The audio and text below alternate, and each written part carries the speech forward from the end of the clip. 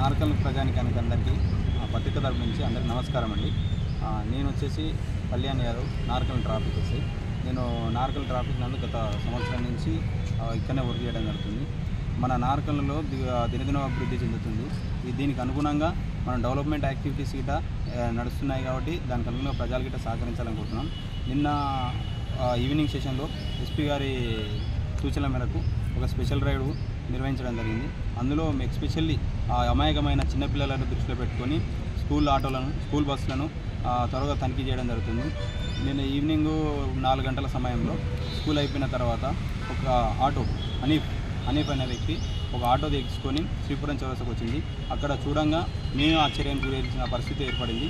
తన ఆటోలో 1+4 అంటే ఒక డ్రైవరు ప్లస్ 4 కూర్చోబెట్టుకునే కెపాసిటీని కాకుండా ఒకటేసారి 25 మందిని 1+4 25 మందిని ఎక్కించుకుందండి. అమాయకమైన ప్రజలు, అమాయకమైన చిన్నారులను వాళ్ళను ప్రాణాల మీద పనిచేయడం ఆ విధంగా చేయడం జరిగింది. దాన్ని ఎమ్మడి తక్షణమే సీజ్ చేసేసి పోలీస్ స్టేషన్ తరలించడం జరిగింది. దాంతోపాటు ఫైన్ గిట్ వేసాము. హనీఫ్ను తీసుకెళ్ళి పోలీస్ స్టేషన్ తీసుకెళ్ళి తన కౌన్సిలింగ్ కండక్ట్ చేయడం జరిగింది.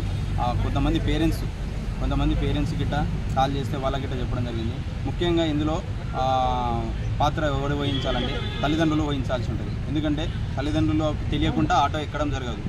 ఆటో అనేది ఇంటింటికి తిరిగి ఎక్కించుకోవడం జరుగుతుంది. ఆటో ఎక్కేటప్పుడు ప్రతి ఒక్క పర్సన్ ఎక్కడ ఎక్కుతున్నాడో, ముందర కూర్చుంటా ఇంకేది కూర్చుంటున్నాడు అనేది తల్లిదండ్రులకు ఖచ్చితంగా తెలిసే ఉంటుంది. ఇదేంటంటే తల్లిదండ్రులకు తెలిసి చేస్తున్న తప్పు.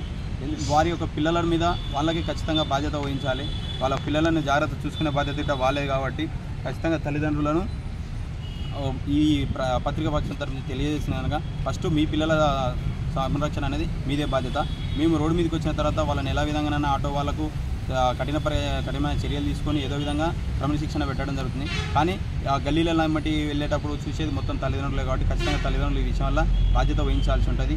వాళ్ళు ముందడుగు వేసేసి ఆటోలను, ఇలాంటి ఆటోలను ఎంకరేజ్మెంట్ చేయడానికి కోరుతున్నాం. నిన్న చరిత్ర సృష్టించినోడు ఇప్పుడు ఆ చరిత్రని తిరగరాయబోతున్నాడు. అబద్ధాల గోడల్ని బద్దల కొట్టి నిజాలను రాగా మీ ముందుంచబోతున్నాడు. నిజమైన వార్తల కోసం వెంటనే డౌన్లోడ్ చేసుకోండి రా యాప్ని.